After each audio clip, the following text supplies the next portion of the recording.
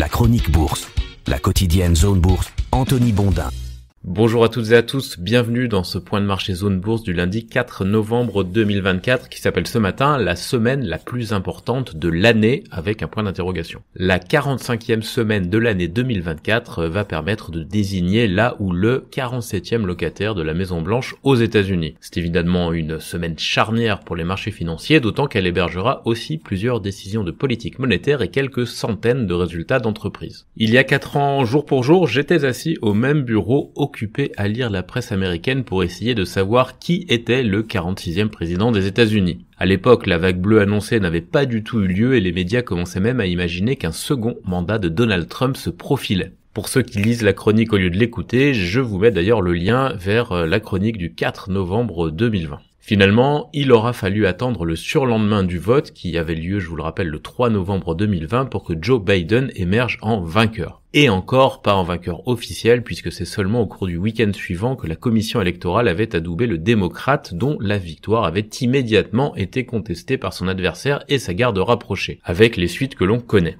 4 ans après, Donald Trump, qui n'est pas du genre à lâcher le morceau, est à nouveau en lice pour un second mandat. Le vote a lieu demain mardi 5 novembre et nul ne sait qui va gagner, ni même si les deux candidats seront départagés mercredi. Les professionnels de la finance, eux, ils voient les marchés financiers progresser, quelle que soit la couleur de la Maison Blanche, c'est-à-dire décorés du bleu des démocrates ou du rouge des républicains. Mais les forces motrices pourraient être très différentes selon les compartiments du marché. Par exemple, la finance verte et les énergies renouvelables prendraient un bon coup de pelle en cas de présidence Trump, mais la politique isolationniste et punitive du leader républicain a des chances de renforcer l'inflation, donc de limiter la marge de manœuvre de la Fed sur ses taux. En tout cas, on a plein de scénarios possibles. Retenez quand même ceci, globalement, la préférence de Wall Street va toujours à une présidence contrebalancée par au moins une des deux chambres du Congrès. D'ailleurs, les statistiques le prouvent, les meilleures performances boursières sur les actions ont lieu quand le pouvoir est divisé. Sur la séance de vendredi, à laquelle vous n'avez peut-être pas assisté puisque c'était férié en France, eh bien les places boursières ont rebondi après une purge aux États-Unis jeudi. Le CAC 40 à Paris en a profité pour se refaire de 0,8% et repasser la barre des 7400 points. L'indice parisien reste malgré tout dans le rouge en 2024. Il est à la traîne de ses petits camarades depuis que la classe moyenne chinoise achète moins de sacs Vuitton, ce qui a envoyé valdinguer le puissant secteur du luxe. À ce titre d'ailleurs, je signale un papier pas très rassurant sur le luxe de Bloomberg en Chine, paru ce matin. Je vous ai mis le lien dans la chronique écrite. Le reste du vieux continent, lui, eh bien, il se porte mieux, à l'image des gains 2024 d'environ 15% affichés par Francfort, Bruxelles, Madrid ou encore Milan. On passe aux infos à connaître pour démarrer la semaine. Premier point, le dollar a faibli ces dernières heures avec la remontée de la cote de Kamala Harris. Le rendement du 10 ans US, lui, il avait bondi à 4,38%.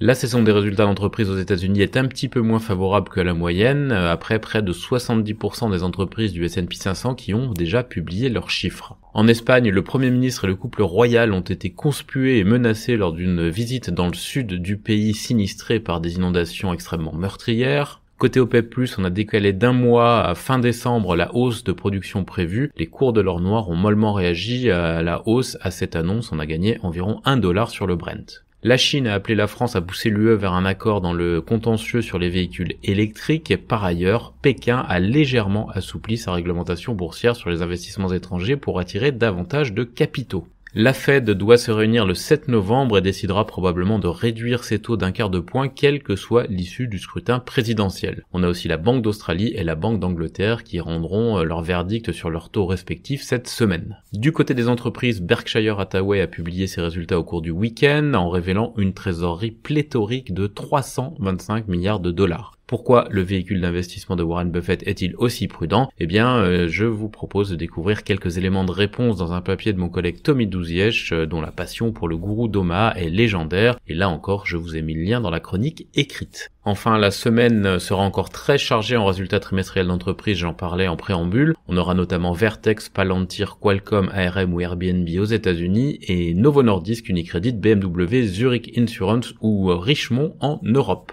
En Asie-Pacifique ce matin, le marché japonais est fermé pour un jour férié. Tokyo d'ailleurs qui va étreiner demain ses nouveaux horaires étendus d'une demi-heure. La fermeture du marché aura lieu à l'avenir à 15h30 heure locale au lieu de 15h. Ça correspond à 7h30 heure de Paris au lieu de 7h. Les indices chinois, eux, ils poursuivent leur ascension, assez modestement pour le Hang Seng, mais plus vigoureusement pour le CSI 300 qui gagne 0,8% en cours de séance. La Corée du Sud réplique le bond du Nasdaq et gagne 1,8%. On a aussi une orientation positive en Australie, plus 0,5%, et à Taïwan, plus 0,8%. En revanche, il y a un gros trou d'air du côté de l'Inde, avec un rare plongeon de 1,8% pour le BSE 100, le marché indien qui a connu un mois d'octobre difficile et qui est moins à la mode depuis l'automne du côté des investisseurs.